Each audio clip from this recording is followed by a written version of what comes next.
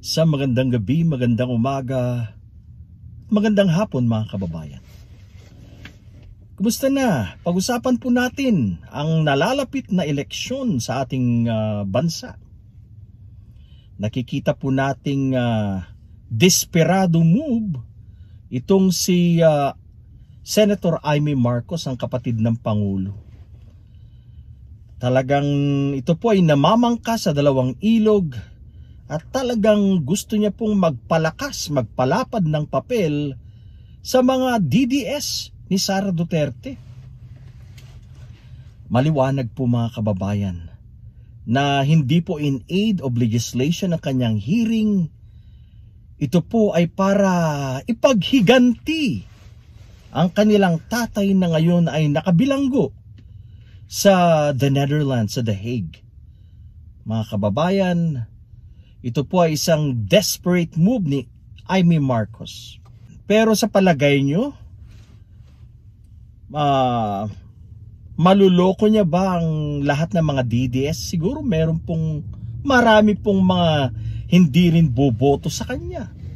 Dahil alam po nila na ito ay namamangka lang sa dalawang ilog at gusto niya lang pong makakuha ng boto dito sa kabila, ganun na rin sa kabila. So sa isang banda, ginagamit niya po yung kanyang pagka-Marcos. At sa isang banda naman, ginagamit niya po yung kanilang friendship ni Sara Duterte mga kababayan, at gusto nga niya pong makakuha ng mga boto mula po sa mga DDS. Mga kababayan, ano naman po itong pinagsasabi niya lately na pakakasuhan niya itong sina General Torre, lahat daw po ng mga na-involve sa pagkakaaresto ni Digong Duterte mga kababayan. Alam niyo, nakakatawa po ito mga kababayan. Isang General Torre na gumagawa ng tamang trabaho, pakakasuhan mo? Ano ba naman yan? Senator Amy Marcos. Nakita nga po natin yung pahayag ng ating presidente na sabi ng presidente ang bawat tao entitled sa kanyang opinyon, at tinutukoy niya po dito ang kanyang kapatid. At sabi pa ng Pangulo, and he even added na I disagree. Nagdi-disagree po siya sa pananaw, sa tingin ng kanyang ate, ng kanyang kapatid. Kaya itong pinagsasabi ni Amy Marcos na pakakasuhan daw ang mga nasa DOJ, ang mga na-involved kagaya nila General Torre, wala po yan. Hanggang salita lang po yan mga kababayan, wag po kayong maniwala dyan. Mas malakas ang influence of course ng Pangulo kaysa sa isang senador.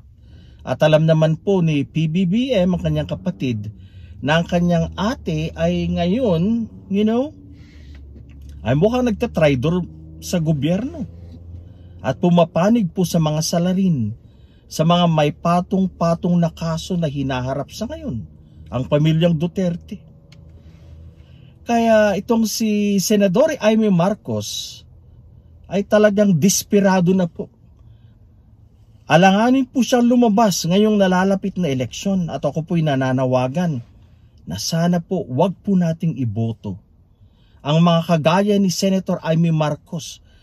Katulad po niya sila Bato de la Rosa, Bongo at mga kasamahan, Philip Salvador, Robin Hood Padilla, yung mga yan po.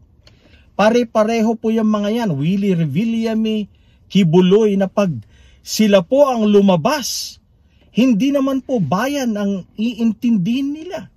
Hindi naman po ang mga Pilipino ang kanilang pagsisilbihan, kundi ang interes ng Duterte. Protektahan po nila ang mga Duterte. Ayaw po nilang makulong, mabigyan ng hustisya ang ating mga kababayan. Sa mga biktima po ng EJ case, gawin po nila ang lahat para maprotektahan si Sara Duterte at mga kapamilya. Remember mga kababayan, marami pong mga kasong kinahaharap itong si Sara Duterte. Sa Pilipinas, ganun din Narinig naman po natin, sinabi niya mismo na siya po ay kasali sa International Criminal Court sa posibleng ipapatawag.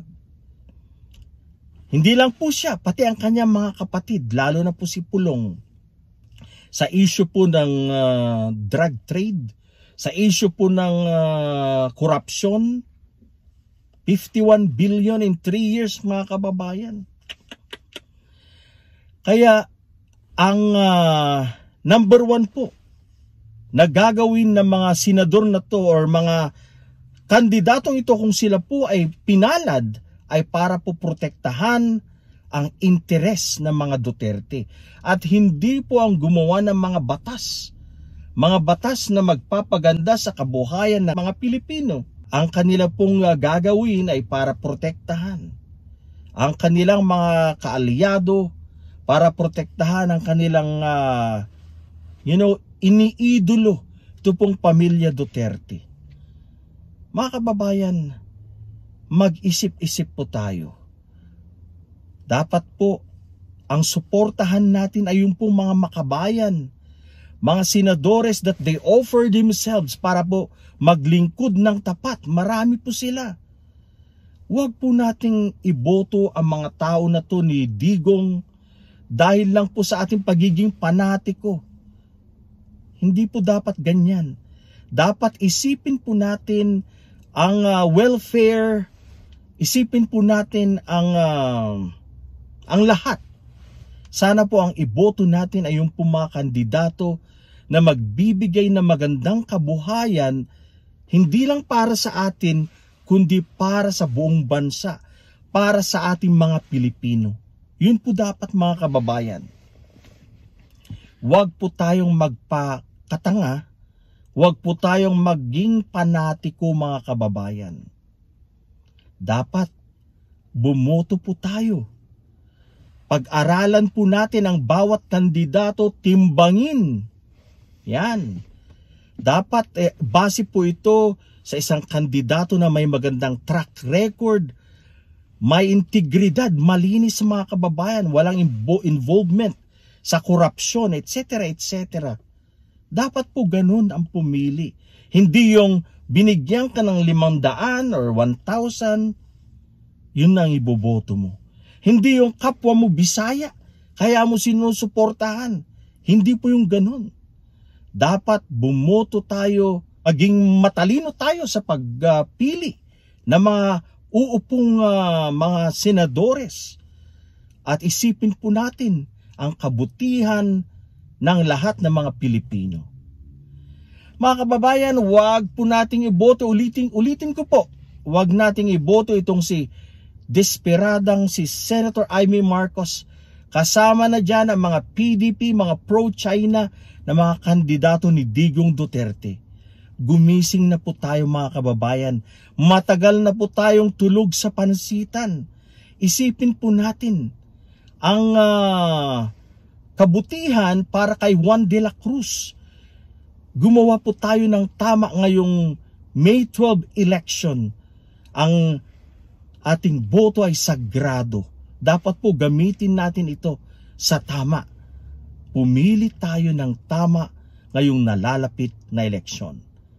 Magandang gabi, umaga, hapon sa inyong lahat mga kababayan, wherever you may be. Mabuhay ang Pilipinas. Maraming pong salamat.